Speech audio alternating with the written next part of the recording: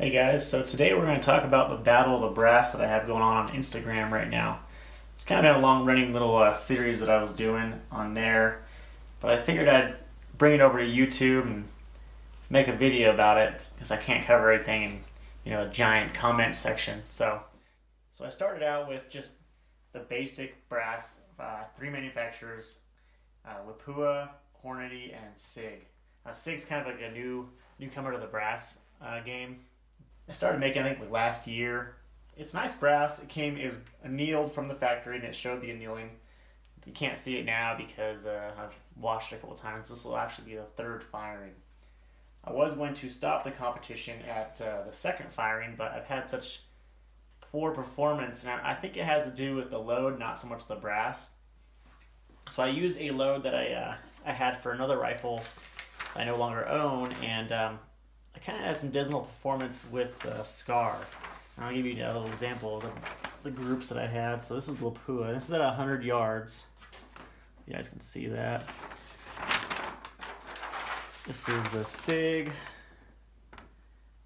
One big flyer there. Otherwise, not such a terrible group. It's still way more than an inch. More than I would like to see. And then the Hornady, which actually looked pretty good until that last shot. And there was no real wind that day. I had a stable platform. I'm not really sure what happened that day, but nothing really performed the way I wanted it to. Now, looking back, I wish I would have done 10 shots or 10 cases of each, but I did 5. I was a little late in the game to try and catch up now. Everything's been resized already. I don't want to bore you guys with that video. Resizing is not the most exciting portion of reloading. Definitely the brass prep and sizing always sucks, but everything, the lengths, they didn't really grow very much. Lapua stayed about the same. They maybe 1,000th. Same with the Hornady. Now the Sig's a different case. The Sig, they came from the factory out of the bag. I measured them. They're about 2.00, and some of them are 1.995. So they're really short right out of the bag, which is kind of weird. Generally, brass isn't that short. I think it's actually shorter than the minimum. I believe the minimum for 308 brass is 2.005. Now the Hornady and Lapua were about 2.045 and 2.006. So 2.0045. Yeah. Anyways, so they're right on. They're hovering around that minimum length, and none of them's really got any longer. I think the longest Lapua one is 2.007 now, which is still way under the max, which is I think 2.00 or 2.012. Anyways, the Sig is kind of weird. So some of them are still the same length they came out of the bag, and then I have one here that's growing all the way. It's 2.010, so it's grown quite a bit. And then I have one that's 2.005. I don't know if that's just the metal makeup or the sizing that made it longer, the firing possibly, but it wasn't consistently growing. Some of them are still the same length, they didn't grow at all, and some of them did. So that one will actually need to be trimmed eventually, probably after this next firing.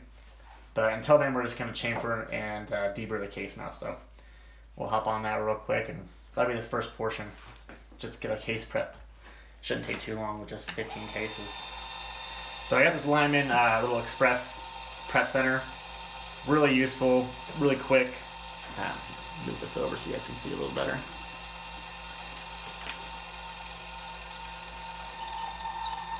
Inside. Outside.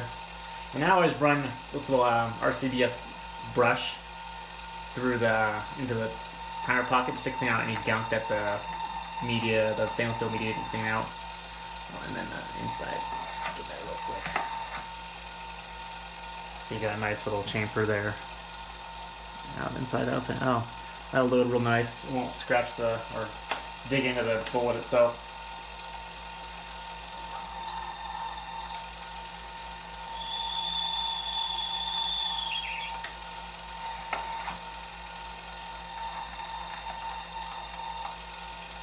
That cleans that up real nice.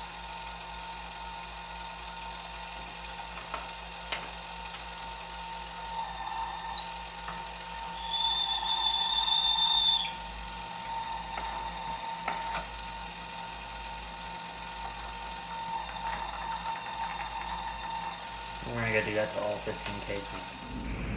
So for priming, I use the RCBS Universal Hand Primer. What's neat about it is it has these little jaws in there, and they're spring loaded, so you can use them in pretty much any size case. I forget what the maximum is, but I'm sure it's like a 45 or something like that. I find them pretty useful. I like the feel of a hand primer versus bench priming. So, I highly recommend this one. Go ahead and get some primers out here.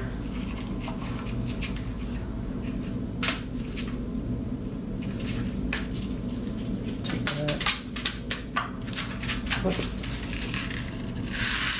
There's a few extra in here, but that's okay.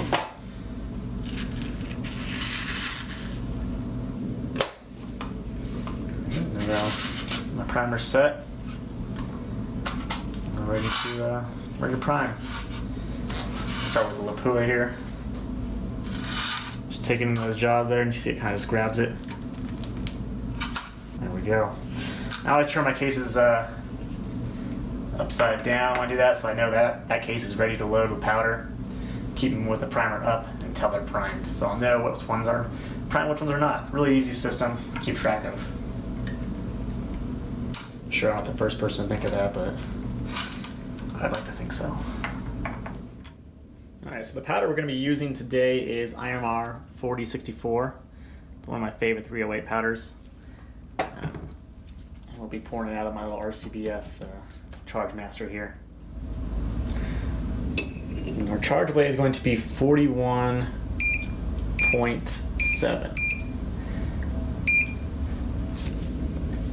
Get ready to dispense that.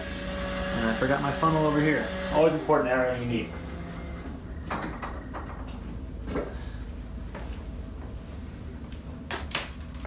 I'll start by working back to front. Ooh, a little over there. So dump a little bit out.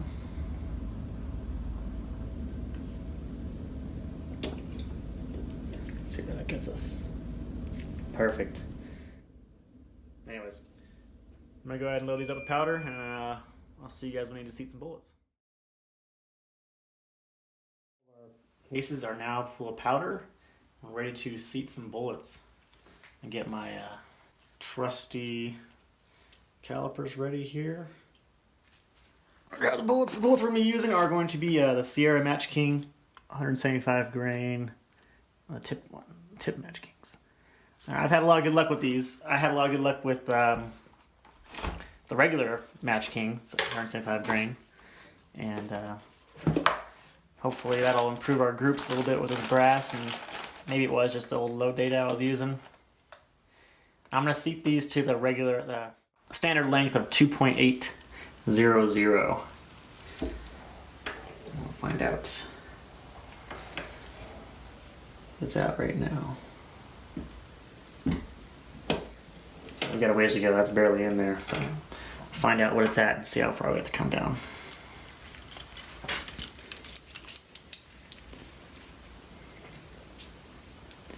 Oh yeah, that's way out there. 3.09. So we gotta come down quite a bit.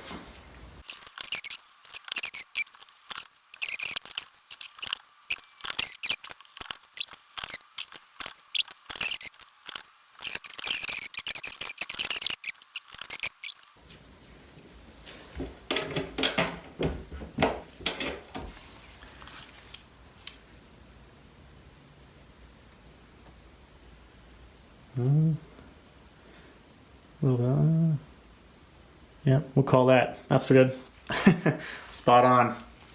Now I always check the next round because after pushing it down so many times, that first one, sometimes it'll be a little bit off. I'll have to adjust. So we'll load this one up and then we'll switch over to the ogive. Measuring off the ogive. Even these polymer tips are not exact. It's possible they could be a thousandth or two off. See, there we go. Look at that.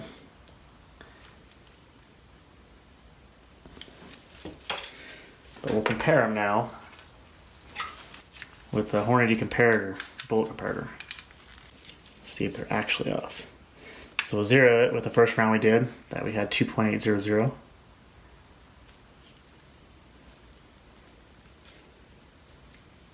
I was gonna make sure that's settled there nice, because you can kick this sideways and get a false reading. You may say more. I tend to go with whatever lowest read I can get on there, because obviously you're not going to be able to compress that case. So yeah, and it's about 4 thousandths off. So we'll adjust this a tad more, and we should be good. There we go. Bam. Dead on. Alright, last one. We are done. So I'm going to go ahead and box these things up, label them all, and then take them out to the range, hopefully. First grouping up is going to be the SIG brass, shooting us 100 yards. With Sierra Tip Match Kings, 175 grain. Scar 17.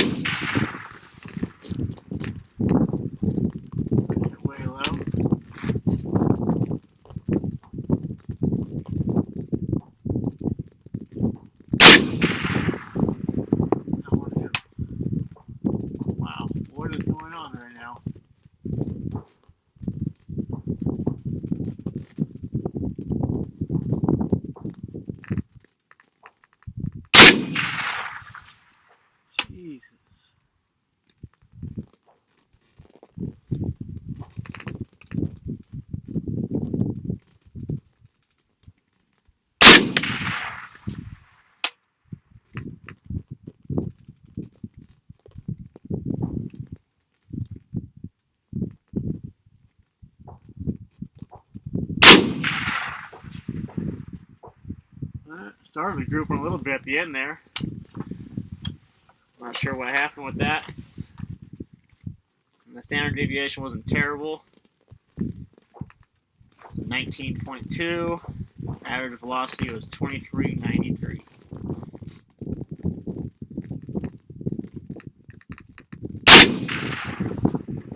First shot is very low on the end.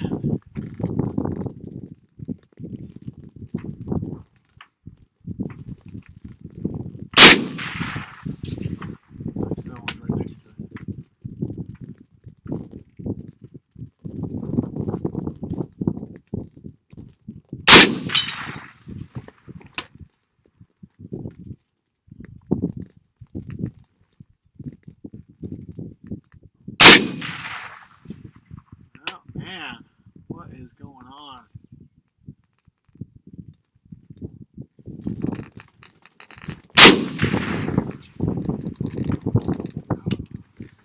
So it's gonna be a disappointing day, guys. Standard deviation was up to 30. What the hell?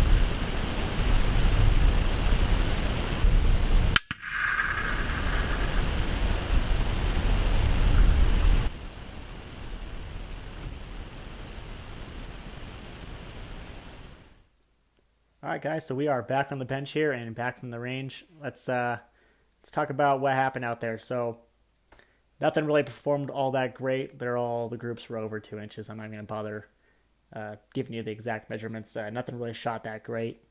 I'm sure it had to do with the variables such as the weather, myself, and the fact that I didn't even clean my barrel before I went out, and it's pretty dirty. So that all added up to pretty dismal performance. But that being said, it's time to declare a winner. And to nobody's surprise, I'm pretty sure I'm going to declare the Lapua Brass as the winner of the Battle of the Brass.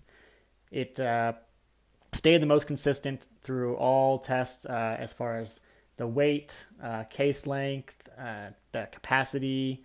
It was all extremely consistent.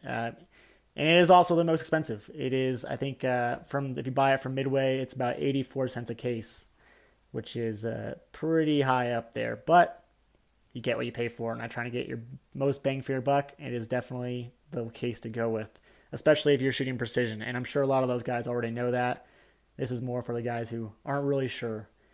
Second place would be the Hornady case. It shot well. It still had a good showing as far as all the other parts of the competition went. You know, the weight, the case length, all that. It did really well.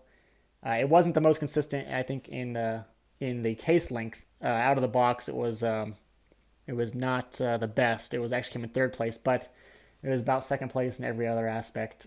SIG, I was really hoping for SIG. I was really rooting for them. They're the underdog in this. They're new to the game, but they just didn't perform. They only came in second place, I think, one time out of the whole competition. And that was the case length.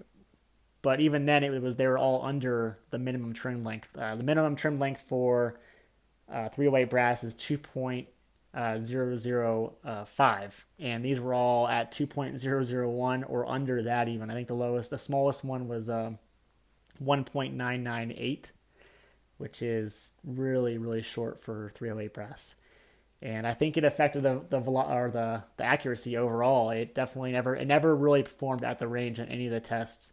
Whereas Hornady and Lapua, I mean, at least, gave a little bit of a showing. But it's also the cheapest brass. I think it comes down to about 30 or 40. I did the math on it, but a 50 count bag is $22.99 at Cabela's, which is the only place I know that you can buy them right now. I bought them on sale for $17.99. So it's pretty cheap. It's the cheapest one out of the test, and it shows. Hornady was the second most expensive, and Lapua being the most expensive. That covered, we'll go ahead and say that Lapua first, Hornady second, SIG third.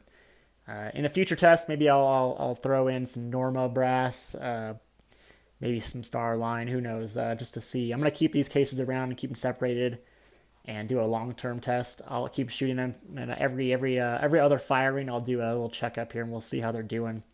See how many times we can actually fire them without having to anneal them or trim them. I'll let you guys know when I have to trim them too. So, anyways, that's the Battle of the Brass. It's over with finally. took a long while, but it came out as most people expected. So, thanks for watching. Like, comment, let me know what you thought, maybe what I can do next time in another competition, or other competitions of any type of component you'd like to see. Just let me know. And thanks for watching, and check out my Instagram for the rest of the story too.